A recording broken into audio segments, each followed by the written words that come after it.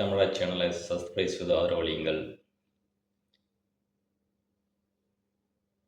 உலகத்திலேயே மக்களை எப்படி ஏமாற்றணும் அப்படிங்கிற அழகாக தெரிஞ்ச கட்சி ஒரே கட்சி திமுக கட்சி தான்.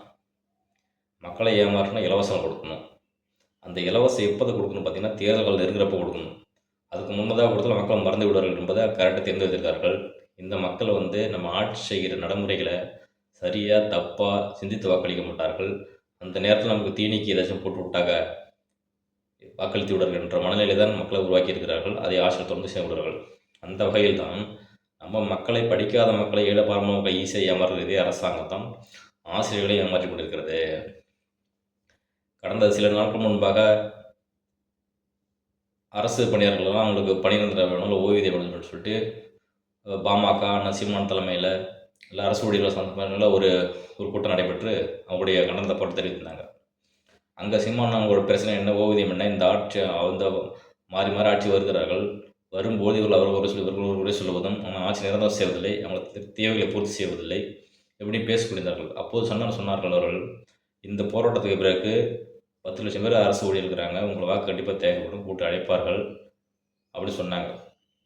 அந்த வகையில் தான் ஆசிரியர்கள் தொடர்ந்து போராடணும். ஆசிரியர்கள் மட்டுமில்லை, செவிலியர்கள், மருத்துவர்கள், போக்குவரத்து, இப்படி எல்லா துறைகளிலும் அவர் பணி நிரந்தரம் வேணும், பகுதி நேர ஆசிரியர்களாக இருக்கிறாங்க, போதிய ஊதியம் பத்தலை, இப்போ எல்லா துறையிலும் போராடுறாங்க.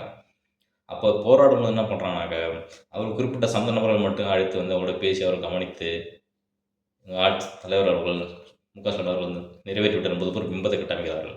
அப்படித்தான் இந்த ஆசிரியர் கூண்டை தொடர்ந்த மகன் ஓய்வூதிய வேண்டும், பழைய பெருந்திரம் போராடிக்கிட்டு இருக்கும்போது சிலரை அழைத்து வைத்து அவர்களை இந்த ஓய்வூதிய வழிபடி நிறைவேற்றி விட்டார்கள் அப்படின்ற பெருமையை கொண்டு ஸ்வீட்டு கொண்டாடி கொண்டிருந்தார்கள்.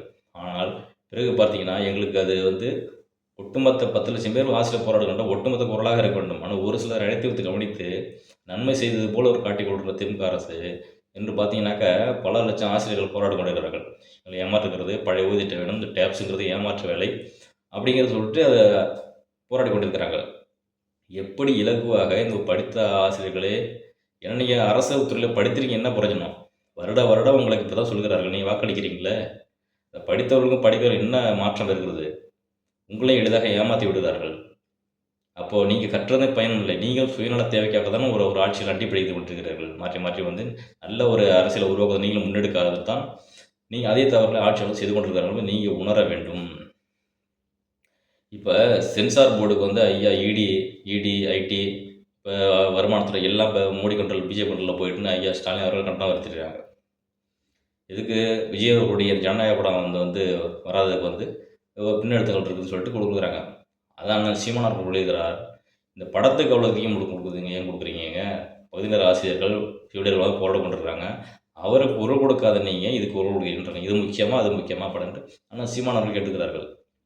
மக்களை பற்றி சிந்திக்காதவர்கள் இப்போ என்ன கிடைக்கிறான்னு கேட்டாக்க, இந்த படம் ஜனநாயக வடிவதற்கு திமுக சைடு திரும்பிடக்கூடாது அப்படிங்கிறதுனால இவங்க அந்த பிஜேபி நாங்களும் பிடிஎம் இல்லாதவர்கள் கட்டமைப்பதற்காக இவர்களும் பிஜேபி கண்டிப்பது போல் ஒரு பிம்பத்தை உருவாக்கி கொண்டார்கள் இந்த திமுக அரசானது. திமுக அரசு கொஞ்ச நேரம் கிடையாதுப்பா, எல்லா வேலையும் செய்வார்கள். அவர்கள் மக்களுக்கு நல்ல செய்ய எண்ணமும் ஒருபொழுது கிடையாது. இப்போ பார்த்தீங்கன்னாக்கா, ஏற்கனவே இந்த துப்புரவு தொழிலாளர்கள்லாம் போராடணும், சென்னை ரிப்பன் மலையில போராட்டம் பண்ணாங்க, ஹைதராபாத் போராட்டம் பண்ணாங்க, அவரோட கோரிக்கை நிறைவேற்றாமல் அவங்களுடைய இப்போ போராட பண்ணுறாங்க. அதுக்கப்புறம் என்ன காரணம் கேட்டிங்கன்னா, அவங்களுக்கு ஒரு குறைந்தபட்ச சம்பளம் வேணும், பணி நிரந்தரம் வேணும், அப்படி போராடினாங்க. ஆனால் இவங்க கான்ட்ராக்டில் விட்டாங்க. கான்ட்ராக்ட் விடுறது ஆந்திரா ஆர்டர் வருது, அதுக்காக கான்ட்ராக்ட் விட்டாங்க. அந்த பல கோடி அவங்களுக்கு கொடுப்பாங்க, ஆனால் அந்த உழைக்கமார்கள் கொடுக்க மாட்டாங்க.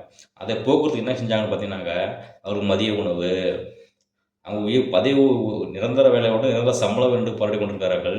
அவங்களுக்கு மதிய உணவு கொடுத்து அவருடைய கூட்டமைத்து பக்கத்தில் சாப்பாடு போட்டு ஒரு காட்சி அவங்களோட அரவணைப்படுவது போல் ஒரு பிம்பத்தை காமிக்கிறது திமுக அரசு காமிக்கிறது.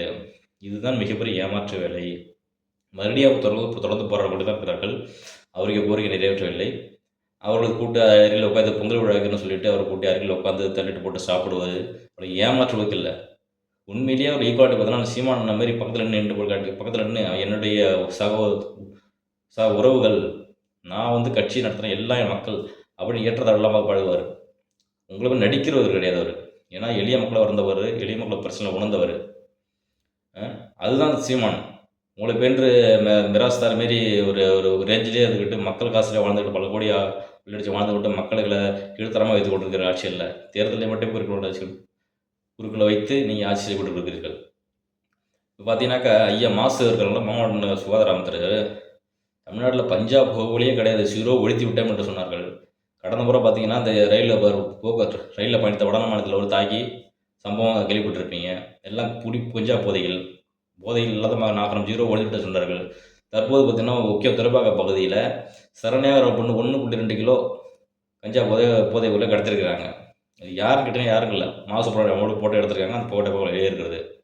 எங்கெங்கெல்லாம் தவறு நடக்கிறதோ அவருக்கு திமுக தொடர்பு இருப்பார்கள். ஏன்னா ஏற்கனவே ஞானசேகரன் பார்த்தீங்கன்னா அண்ணாதுரை பள்ளி பழைய வழக்கில் குற்றஞ்சாட்டி அது ஏற்கனவே இந்த இடத்தெல்லாம் மோசடி பண்ணி வீடு கட்டியிருக்கான். ஆக்கிரமித்து அரசாங்க இடத்துல ஆக்கிரமித்து எவ்வளோ கட்டியிருக்கிறான். இவருக்கு எதுவும் தெரியாது. அவங்க வீடு சாப்பிட மோசம் பண்ணி சொன்னார்கள் ஐயா.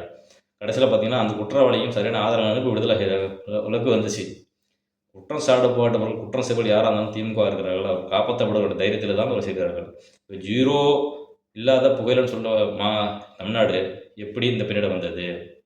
இது வெற்று பேச்சு, ஒரு பொய் பேச்சு தான் மக்களிடம் கண்ட மேனிக்கு வாயில் வந்தெல்லாம் சொல்ல வேண்டியது. அந்த நேரத்தில் புகழை பாடுவதற்காக இருக்கிற ஒன்று மக்களை பிரச்சனைகளும் திருப்பதற்காக இல்லை, சரியான மாநில வழிநடத்துறதுக்குள்ள கட்டுக்கோப்பாக வழி நடத்துறதுக்கும் பாதுகாப்பான ஒரு சமூகத்தை உருவாக்குவதற்கும் அப்படிங்கிற ஒரு சிந்தனையே கிடையாது உங்களுக்கு இருக்குது. இப்போ என்ன கேட்டிங்கன்னாக்கா அதுக்காக சேர்ந்த மக்களை நீ என்ன நம்ம இந்த மக்களை வாக்காளர்கள் தான் லேப்டாப் கொடுக்கலான்ட்டு லேப்டாப் வழங்கினாங்க. 10 லட்சம் மாணவர்களுக்கு ஒரு ஆண்டு கொடுக்காம இப்போ கொடுத்தாங்க. சரி கொடுத்தீங்க, சரிங்க. கொடுத்த பிறகு பார்த்தீங்கன்னா அந்த விஜய் ரசிகர்கள்லாம் பார்த்தீங்கன்னாக்கா அவருடைய ஸ்டிக்கர் ஒட்டுவது, அந்த புகைப்படம் மாற்றுவது மட்டும் ஒரு காணொலிலாம் பார்க்க முடிஞ்சோடனே ஸ்டாலின் தரப்புலேருந்து எங்களுக்கு தெரியும் உங்களை இந்த தேர்தல் காலத்தில் லேப்டாப் பற்றி எல்லாம் கொடுத்தா உங்களை வாக்க பறிக்க முடியும், எங்களுக்கு தெரிஞ்சு ஏமாத்தவங்க தான் நான் கொடுக்குறேன், திமுக அரசு தெரியும். இருந்தாலும் நீங்கள் எங்களுக்கு ஆப்பு வைக்கிறீங்களா? உங்களுக்கு நீங்கள் படிக்க மாட்டீங்கன்னு தெரியும், இப்படி தான் இந்த பண்ணுவீங்க, யூடியூப் வீடியோ பார்ப்பீங்க, கண்டது படிப்பு முன்னேறிட்டேன் நாங்கள் எப்படி இருக்குது. அதனால் லேப்டாப் ஸ்டிக்கர் நீக்கிட்டீங்களா, அந்த அடையாளம் அப்படியே இருக்கணும்ல, பேரை மாத்திரக்கூடாதுல. ஸ்டிக்கர் நீக்கினாக்களும் இலவசம் கிடையாது, வாரண்டி கிடையாது, ஸ்டிக்கர் இருக்குன்னு சொல்லிட்டாங்க. அவர் என்ன பண்ணுறாங்க, விஜய் ரசிகர் என்ன பண்ணுறாங்க, எனக்கு ஸ்டிக்கர் இருந்தாலும் வாழ்ந்தாலும் நீங்கள் எதுக்கு கொடுத்தீங்க, நீ தேர்தலில் வாக்காக கொடுத்தீங்க எனக்கு வாங்கிட்டான், எங்களுக்கு நல்ல அரசியல் ஒன்றும் தெரியலன்னா இதை வச்சு இப்போ முன்னுக்கு வர பொருள் இல்லை, எங்களுக்கு தேவையில்லை, வாரண்டி ஒன்றும் தேவை அப்படிங்கிற மாநில அவர் இருக்கிறார்கள். எல்லாமே பார்த்தீங்கன்னாக்க எல்லாம் ஏமாற்று வேலையாக தான் இருக்கிறது. இவர்கள் மக்கள் நம்மளை ஏமாற்றுகிறார்கள் போல. மாணவர்கள் ஏமாற்றுகிறார்கள். மாணவர்கள் இந்த ஸ்டிக்கரை மாற்றி இந்த படத்தை விஜயை வச்சுட்டா மட்டும் நீங்கள் விஜய் ரசிகர் ஆதரவுன்னு சொல்லிட்டு அது ஒரு பைத்தியகாரனை செய்யாதீங்க. ஸ்டிக்கர் கொடுத்துருக்காங்க, அதுவே அநாகரிகம் தான் ஸ்டிக்கர் ஒட்டுவது.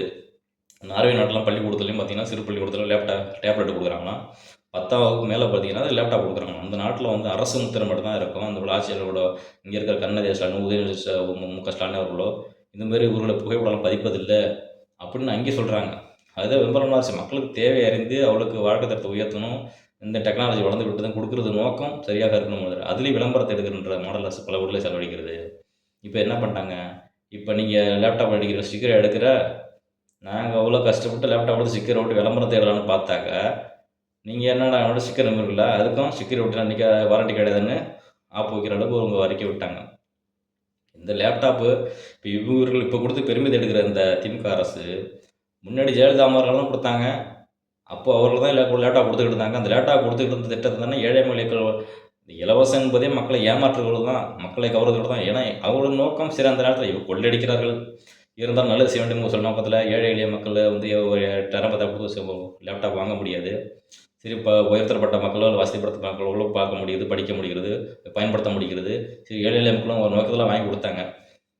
அது சரியாக சில பேருக்கு பயன்படாக இருக்கிறது, சில பேர் அவரோட தவறாக யூஸ் பண்ணுகிறார்கள். ஆனால் கொடுத்தவர்கள் ஒருத்தர் அந்த பேர் அப்படியே வந்துடக்கூடாது என்பதில் நிறுத்தப்பட்டு அவர்கள் ஏற்க தாலிக்கு தங்கரம் கொடுத்து அந்த அம்மையார்கள் அவர்கள் வச்சுருந்தாங்க, அதையும் நிறுத்தி விட்டார்கள். இப்படி அம்மா உணவகம் மாறி இருந்தார்கள், அதிலும் உணவுகள் படிப்படியாக அங்கேயும் மூடுற மாதிரி செய்திகள் வந்தது. பிறகு அங்கேயும் தொடர்ந்து கொஞ்சம் நடைபெற்று கொண்டிருக்கிறது. ஆனால் இவர்கள் எதுவுமே அந்த ஆட்சி திமுக அதிமுக ஆட்சியில் அந்த பேரை வந்துடக்கூடாது சொல்லிட்டு நிறுத்திவிட்டு இவர்கள் உருவாக்கும் நாள் கட்சி இவங்க தான் ஆரம்பிப்பது போல் இவங்க பேரை இருக்க வேண்டும் என்றுமே செய்து கொண்டிருக்கிறார்கள். இவர்கள் எல்லாம் மக்களுக்கு நல்லது செய்யணுங்கிற எண்ணம் ஒரு மீது கிடையாது, மக்களை ஏமாற்றுகிற எண்ணம் தான் செயலாக செய்து கொண்டிருக்கிறார்கள். இப்போ திமுக கூட்டணியில் இருக்கிற ஜோதிமணி இருக்கிறாங்க பார்த்தீங்களா, அவங்க திண்டுக்கல் மாவட்டம் வேடந்தூரில் இருக்கிற 100 நாள் பிரச்சனை குறை சேர்க்கிறதுக்காக சென்றிருக்காங்க. அங்கே உள்ள ஒருவர் நீங்கள் இத்தனை நாளும் ஏன் வரவே இல்லை, என்னையும் ஏன் பிரச்சனை செய்யலை, இந்த தேவையை ஏன் செய்யவில்லை, இப்போ எதுக்கு வந்தீங்க கேட்கும்போது, அங்கே காங்கிரஸோட அவர் கூட ஜோதிமணி கூட வந்த ஒரு ஆள் காங்கிரஸ் ஆள் வந்து அவர் தாக்க முயற்சிக்கிறாரு. உங்களை வாக்களிக்கப்பட்டு அதிகாரத்தில் உட்கார வச்சு எங்கள் தேவைகளை பூர்த்தி செய்யுங்க கட்டும்போது கேட்கும்போது எங்களை அதிகாரத்தை மேலே தள்ளுறீங்கனாக்க நீங்கள் யாருக்கான ஆட்சி செய்றீங்க? மக்களுக்காக வந்தீங்கன்னா மக்களுக்காக ஆட்சி இல்லை. ஆட்சிக்கு வந்தோன்னா சம்பரம் கொள்ளடிக்கணும், கொள்ளடி ஆகணும், மெராஸ்தர மாதிரி ஆயிடணும், ஒரு 10 பாடியால் வச்சுக்கிட்டு மந்த மாதிரி ஆகணும், யாரும் கிழிக்கக்கூடாது என்ற மனநிலை பார்த்தீங்களா? இவர்களெல்லாம் நீங்கள் மந்த சிந்திக்க துடையேற்ற வேண்டும். இப்படி அப்படி தள்ளிவிடும்போது ஜோதிமணியர் கடந்து போயிட்டே கொண்டிருக்கிறார்கள். அப்போ இவருடைய நோக்கம் என்ன? செய்த தவறுன்னா தேர்தல் வந்து நெருங்கிவிட்டால் போதும் வந்து சோப்பு போடுவார்கள், மனவோட காலை விடுவார்கள், கையை காலை கழுவார்கள், கும்பிடு போடுவார்கள், எல்லாம் செய்வார்கள்.